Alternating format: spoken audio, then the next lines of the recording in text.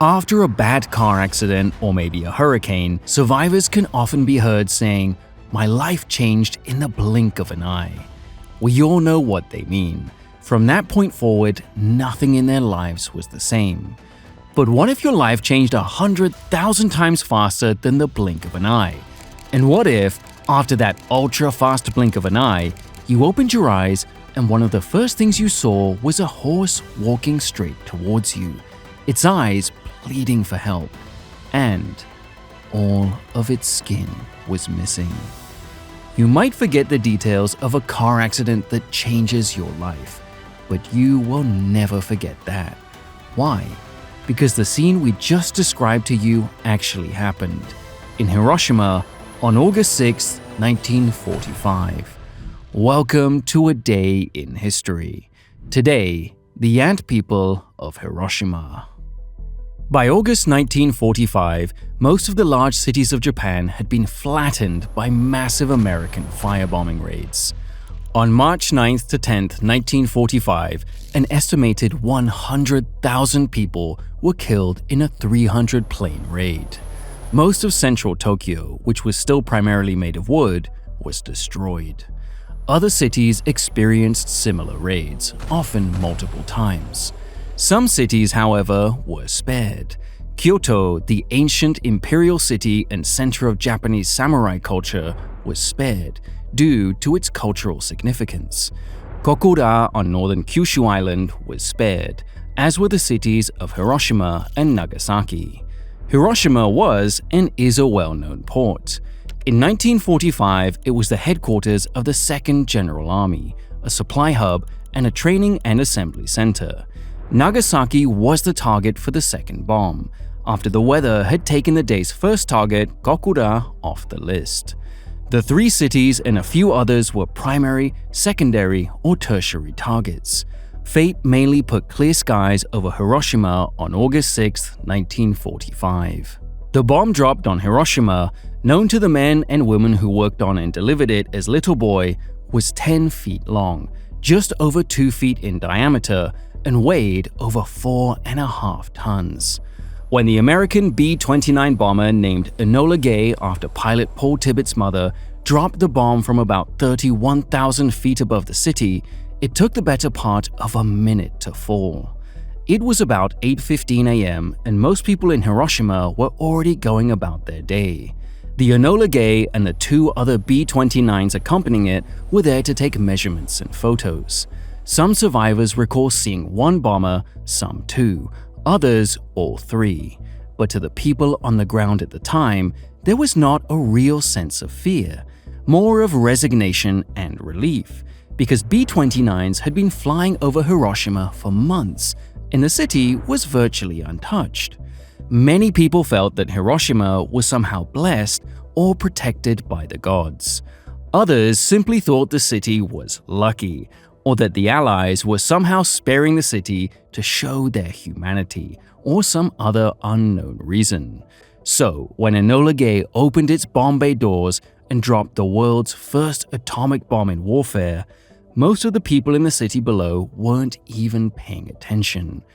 But it wouldn't have mattered if they did. There was nowhere to run. In just about 2 seconds, this happened. The bomb detonated, and an intense flash, brighter than the sun itself, spread through most of the city, which sits in a natural basin, surrounded by hills. Next, the blast wave of the 15-kiloton bomb traveled at more than 1 kilometer per second. Getting hit by the blast wave of compressed air of the Hiroshima bomb explosion and the debris that came with it would be like being inside a building that instantly explodes, with the walls, windows, and roof hitting you all at once. The blast wave near ground zero traveled faster than the speed of sound, 760 miles per hour or 1,223 kilometers per hour. Survivors recall thinking that the sun had fallen to Earth. Next, meaning just milliseconds after detonation, came the fireball. Over the detonation point of the Aioi Bridge near the center of the city, the temperature almost instantly became hotter than the surface of the sun. millions of degrees centigrade at the fireball's core, many thousands at its surface. Following close behind was the growing invisible cloud of radiation, killing almost everything left alive within about a mile radius of the explosion, and still killing as it spread to the outer areas of the city and surrounding area, all within seconds. Many of the things that happened to the victims of the bomb are well known. The people who died by intense thermal flash. A flash burn left eerie evidence of having existed. The infamous nuclear shadows of Hiroshima. Many people believe that the people who left these shadows simply disappeared. That's not the case. The shadow is an echo of what they were doing and where they were when the flash happened. The heat moved so fast that their bodies blocked it in the areas right behind them. The shadows that still exist, by the way, are actually reverse shadows. The area around them was burned, but not directly where their bodies blocked the heat for the millisecond needed to scorch or burn the area around it. The people didn't disappear. Many of their bodies were found burned right where the shadows had been cast. Some were found as literal statues of ash. Imagine a corpse made of nothing but layered charcoal. Sometimes what was left did just disappear in the gruesome rain that followed not long after the blast, sort of like a sandcastle that is there one moment and gone the next. In the days, months, and often years to come, many survivors of the Hiroshima and Nagasaki bombs would think and say that the tens of thousands killed instantly were lucky. Seeing and living what followed haunted the survivors, known as hibakusha for person affected by a bomb, for the rest of their lives. All of this happened at a speed faster than a human being can interpret what they are seeing, between Mach 1 and Mach 2 speeds. For victims, it was as if by the time they could have had the thought bright light, the shockwave had already torn them apart. The entire city was struck in the exact same way you may have seen the old nuclear test films. Houses and buildings flying apart faster than the blink of an eye. Close to the hypocenter, underneath where the bomb went off, nearly everything was gone, either disintegrated or churned up into the mushroom cloud that began to rise above the city. Remember, in the famous film clips taken of both the Hiroshima and Nagasaki bombs, that the mushroom cloud above the city contained the remains of buildings, cars, streets, buses, horses, and thousands of people, at least in the form of dust. In the city, people who weren't lucky and somehow found themselves within enough shelter or cover were torn apart by flying glass, crushed, or buried. Throughout the city, small fires ignited everywhere. Within seconds, a giant firestorm began to build upon itself, sucking in more oxygen and debris, which only caused it to grow exponentially and rapidly. Within moments, the giant whirling tornado of fire and burning debris had become so powerful in its search for oxygen that it created a vacuum, lifting people up into it along with the air it needed. Those who weren't lifted into the air and torn apart and remained on the ground were often found like this: eyeballs gone and internal organs erupting from every orifice of the body, as the vacuum pulled all oxygen towards it, and of course, burns everywhere. Survivor account: Akiko Takakura, 20 years old. Akiko was inside the bank of Hiroshima, just 300 meters from the hypocenter. The building shielded her from the heat, but the shockwave blasted walls inward. She walked into the street and saw people on the bridge, their skin hung down like rags. She watched others walking silently, hands held outward, flesh peeling from their arms. She said the silence was the most horrifying thing. No one cried out. One of the many horrors that the hibakusha experienced was seeing a person degloved, which is a plain sort of way of saying someone who has lost their skin. Over the years, some of what happened to the victims of the first nuclear attacks has been distorted or mistakenly interpreted. A person who has been degloved has not had their skin blown off in one extraordinarily powerful and fast explosion, etc. No, what has happened is that the bomb's heat instantly killed the outer skin, and when survivors moved, that dead skin slid off in sheets. This is why it looked like degloving. If you've ever seen a steamed tomato, the outer skin loosens and slips off very easily. The thermal flash did this to thousands of human beings in less than a second. Men, women, and children moved about like zombies or like ghosts in an old horror movie, shambling about, arms outstretched both from pain to avoid losing more skin if they were held downward, and because many of them either had no eyes, were blinded by the flash, or because burns had melted the flesh on their face and their eyes were sealed shut. They instinctively knew to reach out their arms for some way to make their way. Where? Most of these victims were in so much pain, shock, or both to even know what had happened. They were literally bodies without a mind, all the time shedding flesh from their bodies, it dropping down to litter wherever it was they were walking or standing. Many of these victims simply walked aimlessly about in circles, sometimes the only open ground in front of them, until they simply dropped to the ground dead.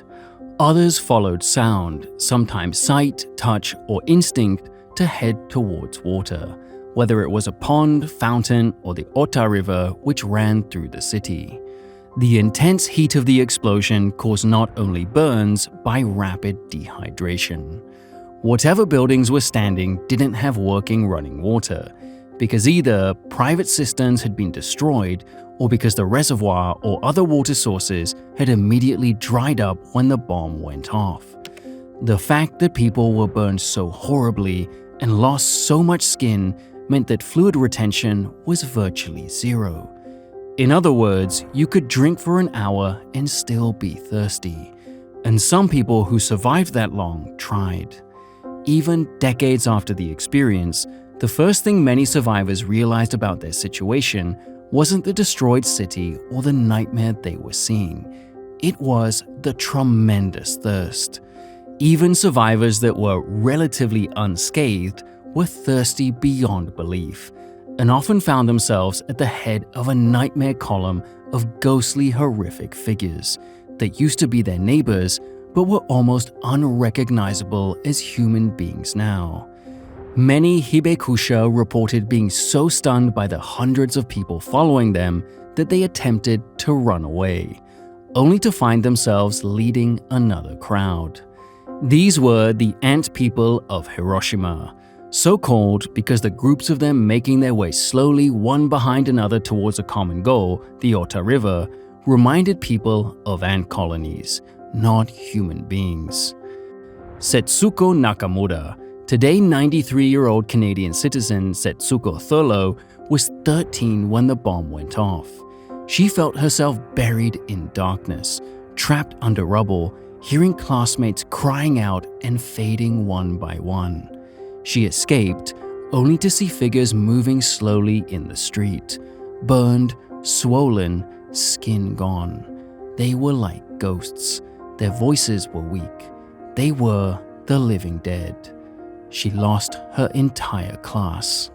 On the first day, 70 to 80,000 people were killed. Many of them were the ant people who herded towards water, any water. Some, making it to the water's edge, walked in, only to fall in their weakness and drown. The river was not only the goal of those needing to drink. It was an escape from the growing fireball and local fires burning throughout the city. The Ota River was broken into many channels as it went through Hiroshima. Some of them were vaporized instantly. Some were not, and helped to stem the spread of fire, and gave a place for people to shelter. Both the river and most channels were also filled with bodies and strips and sheets of flesh. People drank anyway.